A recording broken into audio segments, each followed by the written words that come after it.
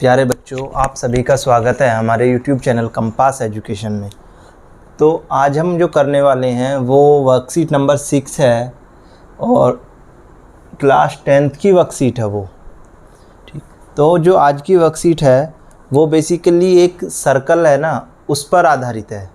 जो भी इसमें क्वेश्चंस हैं ना वो सारे सर्कल पर बेस्ड हैं। तो सबसे पहले सर्कल होता क्या है वो जानते हैं। किस पर बेस्ड है भाई? वृत्त, सर्कल पर बेस्ड है। अच्छा, सब और सर्कल पर बेस है। इसमें सबसे पहले जो सर्कल है ना उसके पार्ट्स जो भी होंगे उनको जानेंगे, उसके बाद क्वेश्चन की तरफ चलेंगे। तो सर्कल को खींचने के लिए पहले एक पॉइंट पता होनी चाहिए, उसके बाद ही हम सर्कल ड्रॉ कर सकते हैं। ठीक, इस पॉइंट को बोलेंगे केंद्र। क्या बोलेंगे? केंद्र। ध्यान रखना भाई, देखो इसके जो पार्ट है ना उनको ध्यान से समझना। इस केंद्र से जो ये परिधि है इसका नाम रख लो O। केंद्र से इस परिधि तक की दूरी यानी M बिंदु तक की दूरी, इसको बोलेंगे R या बोलेंगे क्या? त्रिज्या। इसमें लिख लेना OM क्या है? त्रिज्या। और O क्या है? केंद्र। ठीक, अब हम इस M से अगर एक चक्कर लगा देते हैं वापस M पर आ जाते हैं तो इसको बोलते हैं परिधि। एक चक्कर में चली गई दूरी को क्या बोलते हैं? वृत्त के चारों तरफ एक चक्कर में चली गई दूरी को मतलब क्या बोलते हैं? परिधि बोलते हैं।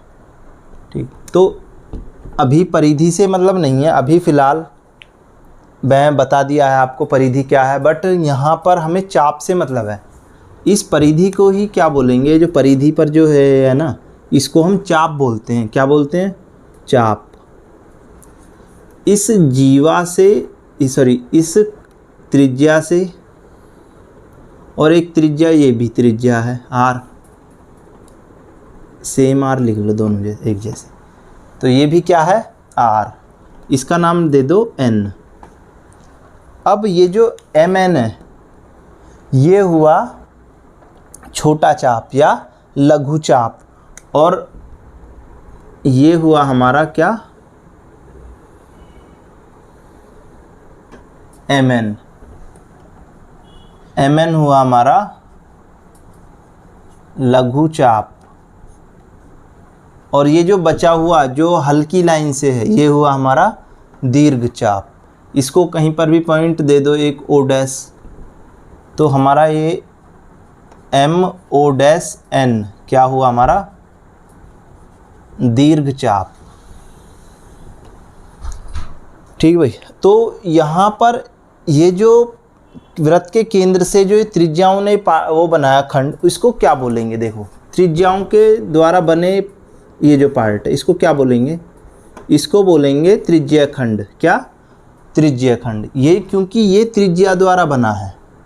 ये जो पार्ट है ये पूरा किसके द्वारा बना है? त्रिज्या के द्वारा। तो इसको क्या बोलेंगे? त्रिज्या खंड।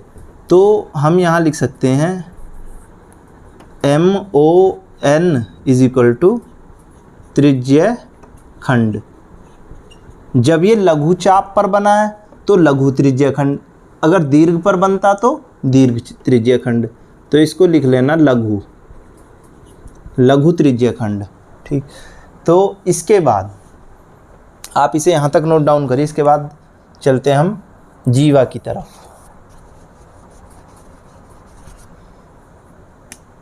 अच्छा, अगर मैं इस त्रिज्या को इधर भी मिला दूं P, तो ये जो MOP से ये जो बिल्कुल वृत्त के केंद्र से जा रही है इसको बोलेंगे MP को बोलेंगे व्यास, वृत्त का व्यास। तो MP क्या है? व्यास। तो O से M तक की दूरी R, तो O से P तक की दूरी कितनी? R। तो व्यास को हम लिख सकते हैं 2r। व्यास को क्या लिख सकते हैं? 2r लिख सकते हैं। क्वेश्चन आता है आपके उसमें, एक बुक में भी है कि जो व्यास वृत्त की सबसे बड़ी जीवा क्या होगी?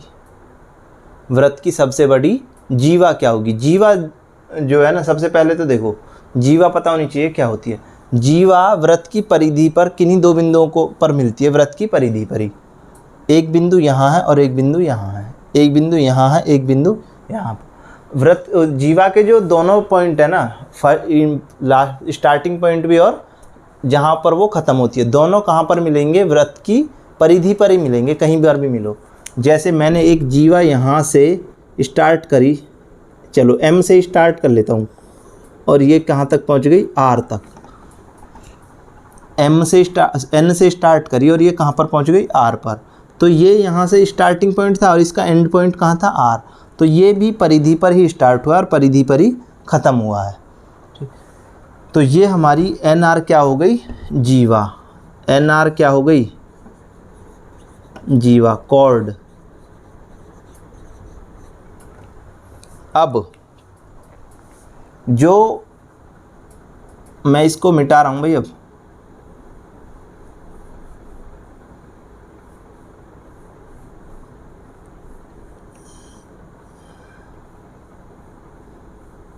अब अपना काम यहाँ से दूसरी तरफ चलते हैं हम। अब आती है बात जीवा की। तो ये जो NR जीवा है, तो ये नीचे का जो पार्ट है, छोटा पार्ट वृत्त का, देखो जीवा जो है ना, किसी वृत्त को दो भागों में बांटती है। जीवा किसी वृत्त को दो भागों में बांटती है। तो इसका एक, अगर इस NR जीवा की बात करते हैं तो एक तो हो गया ऊपर वाला पार्ट और एक हो गया नीचे वाला पार्ट। इस नीचे वाले पार्ट को क्या कहेंगे? लघु वृत्त खंड। और बड़े वाले को क्या कहेंगे? दीर्घ वृत्त खंड। ठीक भाई। तो जो वृत्त के पार्ट थे, इसमें लिख लो, इसका नाम दे देता हूं मैं, चलो मैंने डायरेक्ट यहीं पर लिख दिया आपको समझाने के लिए, छोड़ो, है ना। तो वृत्त के जितने भी पार्ट थे वो हो गए हमारे ख़त्म। अब आपको यहीं से ध्यान में रख के चलना है कि भाई वृत्त का केंद्र ये O है, ये यहाँ से यहाँ तक क्या होती है, यहाँ से यहाँ तक अगर दोनों को मिला लें तो क्या बनेगा। तो इस तरीके से आपको पता होनी चाहिए। और जीवा क्या होती है, ठीक, लघु वृत्तखंड क्या होता है, दीर्घ वृत्तखंड क्या होता है, त्रिज्य खंड क्या होता है, चाप क्या होता है, लघु चाप क्या होता है। इसी तरीके से आपको इसके पार्ट्स पता होने चाहिए। इसके बाद हम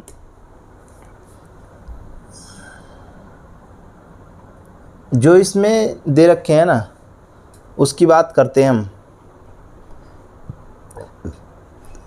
एक पहला वो दे रखा है इसमें, वृत्त की बराबर जीवाएं। देखो इसमें प्रमेय है, वृत्त की बराबर जीवाएं केंद्र पर बराबर कोण अंतरित करती हैं। वृत्त की बराबर जीवाएं वृत्त की बराबर जीवाएं केंद्र पर बराबर कोण अंतरित करती हैं। अब मैं आपको क्वेश्चन की तरफ ले चलता हूँ।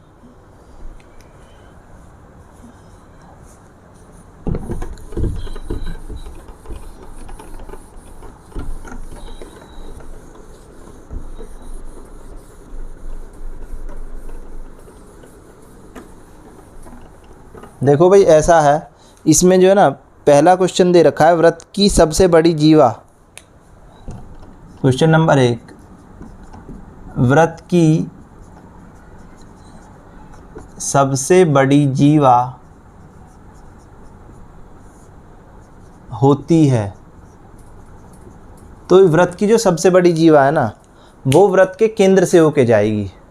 अर्थात कहने का मतलब ये हुआ कि जो जीवा है वो सबसे बड़ी जीवा व्यास होगी, वृत्त का व्यास होगी। तो हम यहाँ पर क्या लिख लेंगे? व्यास, डायमीटर। दूसरा क्वेश्चन क्या है? जीवा और चाप के मध्य क्षेत्र को कहते हैं। दूसरा है जीवा और चाप के मध्य क्षेत्र को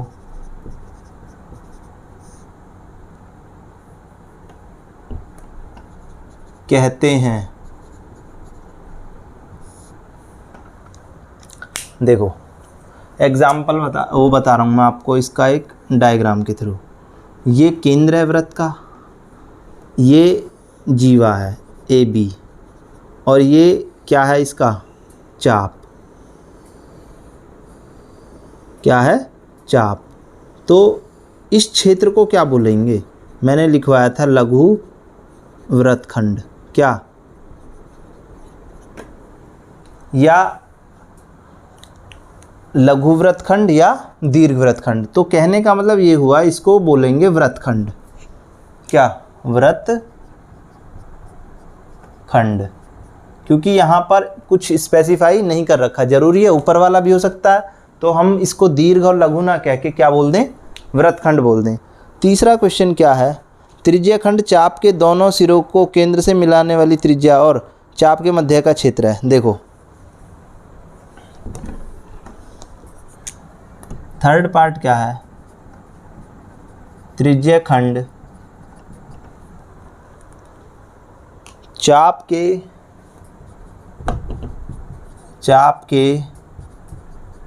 दोनों सिरों को केंद्र से मिलाने वाली त्रिज्या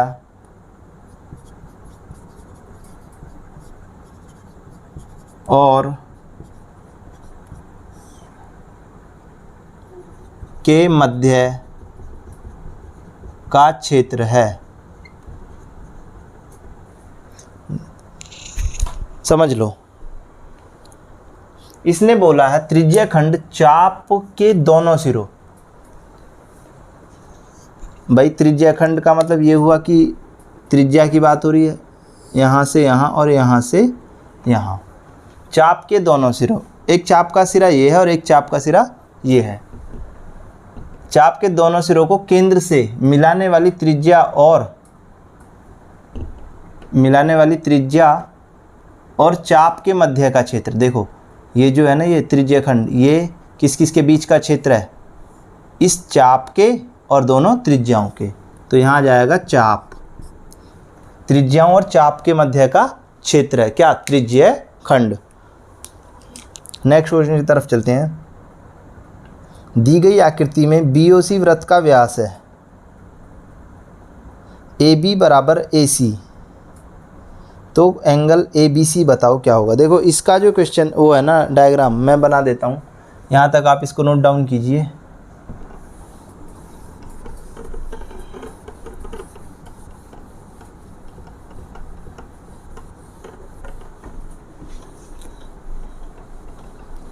इसमें जो 5 या 6 वो दे रखे हैं ना थ्योरम, इनको याद कर लेना भाई थोड़े से। इसका जो चित्र है ना चौथे क्वेश्चन का, वो ये है, ये केंद्र है BOC, और ये हो गया हमारा A, ये हो गया अर्धवृत्त। अर्धवृत्त में बना कौन समकोण होता है, ये तो पहले बताया मैं। इसने कह रखा है कि BOC, क्वेश्चन नंबर 4 है, BOC क्या है, व्यास है, और AB बराबर AC, तो एंगल ABC पूछा है क्या होगा। एक बात बताओ,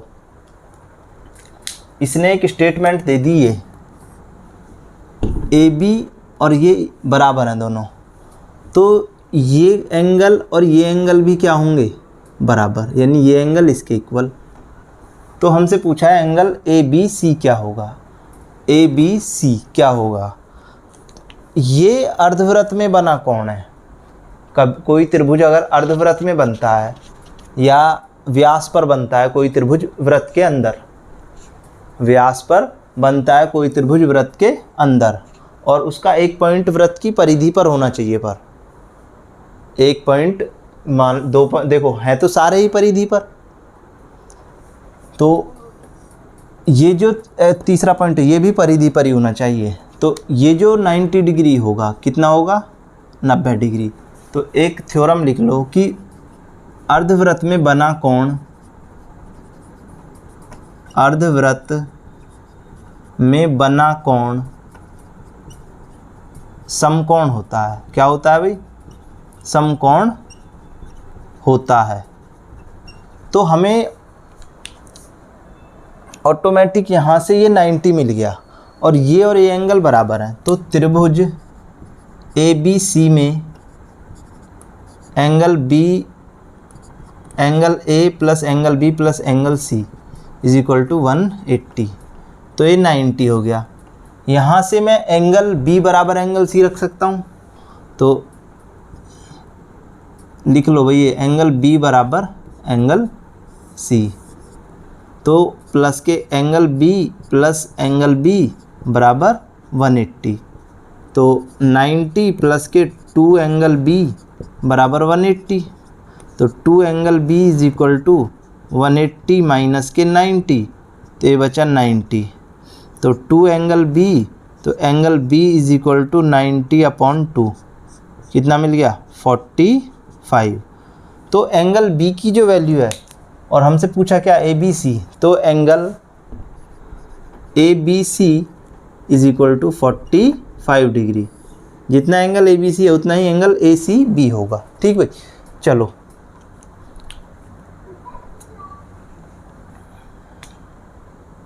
ये ध्यान रखना, ये जो है ना, ये जो मैंने लिखी है थ्योरम, ये अर्धवृत्त में जो कोण बनेगा ना वो कैसा होगा? समकोण होगा।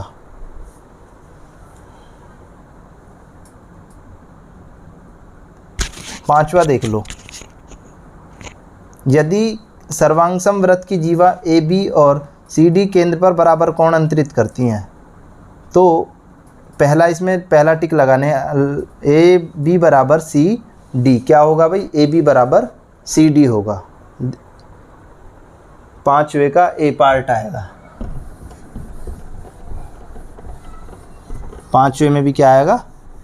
A। पांचवे में आएगा AB बराबर CD। क्वेश्चन नंबर 5 में आएगा AB बराबर CD। अब क्वेश्चन नंबर 6 की तरफ चलते हैं। AB और CD केंद्र O वाले वृत्त की 2 बराबर जीवाएं हैं।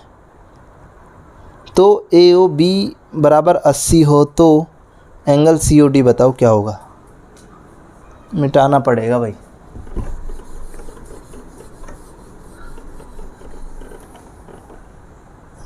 चलो आओ।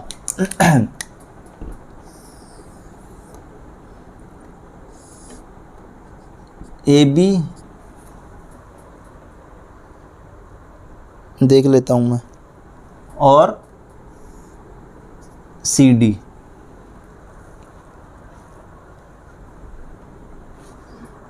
हाँ, ये है वृत्त का केंद्र O।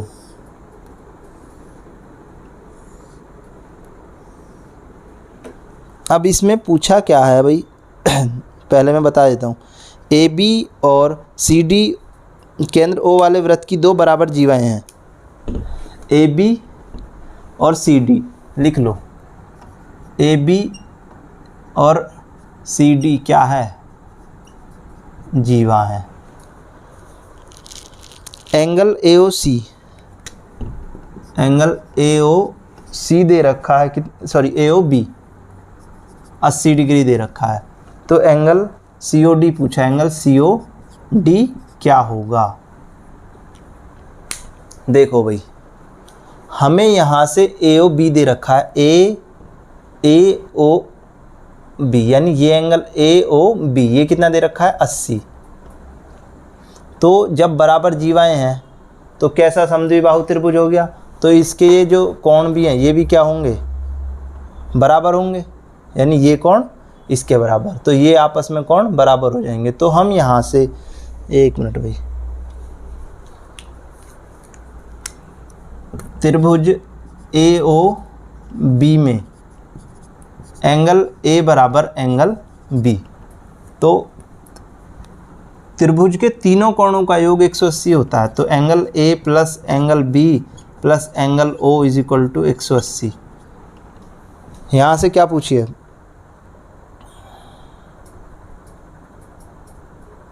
COD। देखो अब एक छोटी सी बात यहाँ सुन लो, ये हो गए हमारे क्या साइड,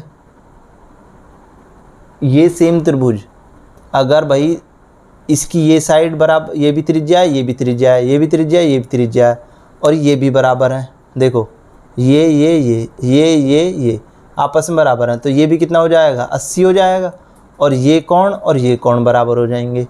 तो हम यहाँ से एक चीज़ और बोल सकते हैं कि AB बराबर है किसके, B के, और ये किसके बराबर है, C बराबर D। ये चारों कोण आपस में क्या हो जाएंगे, बराबर हो जाएंगे। अगर ये 20 डिग्री निकल के आता है ना, तो ये सारे 20-20 होंगे, ये ध्यान रखना। तो यहाँ से निकाल लेते हैं हम। तो एंगल A प्लस, इसको एंगल A की जगह B रख लेता हूँ मैं, angle B plus 80 is equal to 180। तो 2 angle B is equal to 180 minus का 80, तो 100 बचा, तो 2 एंगल B, तो एंगल B बराबर 100 डिवाइडेड बाई 2, तो कितना आ गया, 50। तो ये 50 आ गया, कहने का मतलब हुआ ये भी 50 है, तो ये भी 50 है, और ये भी 50 है, और ये भी 50 है। तो हमसे पूछा क्या था, COD। तो यार COD पूछा है, तो ये भी तो 80 ही होगा। सेम ट्राइंगल है, देखो कुछ भी डायमेंशन भी नहीं बदली है, कुछ नहीं बदला, जो ट्राइंगल यहाँ पर है वही ट्राइंगल एक दूसरी जगह बना दिया, बस इतना किया है। ठीक, तो COD कितना, भाई देखो यहाँ पर हमें B निकालने की ज़रूरत नहीं थी, बस COD, तो COD कितना हुआ, 80 हुआ। ये भी इस क्वेश्चन में आपसे सर्वांग समता पूछूं कि सर्वांग समता कौन सी लगी इसमें। देखो ये ऐसे तो है नहीं कि भाई ऐसे ही हो गया, ये इसके बराबर हो गया, तो इसमें जो सर्वांग समता लगी हमारे क्वेश्चन में, तो वो कौन सी लगी, SSS, क्योंकि हमने इसको साइड के बेस पर किया। भाई हमें एंगल तो पता थी एक, और साइड पता थी कि तीनों साइड पता है, तो हमने साइड के बेस पे side side side side side side, तो इन दोनों ट्राइंगल को क्या कर लिया, सर्वांग सम कर लिया। इसी के हिसाब से फिर हमने एंगल इसके निकाल दिए। ठीक, तो यहाँ से हमारी ये क्वेश्चन आज हमारा कंप्लीट होता है। और जिसने भी हमारे चैनल को अभी तक सब्सक्राइब नहीं किया है, वो चैनल को सब्सक्राइब कर ले, जिससे आप आने वाली वर्कशीट भी कर सकें अपने आप।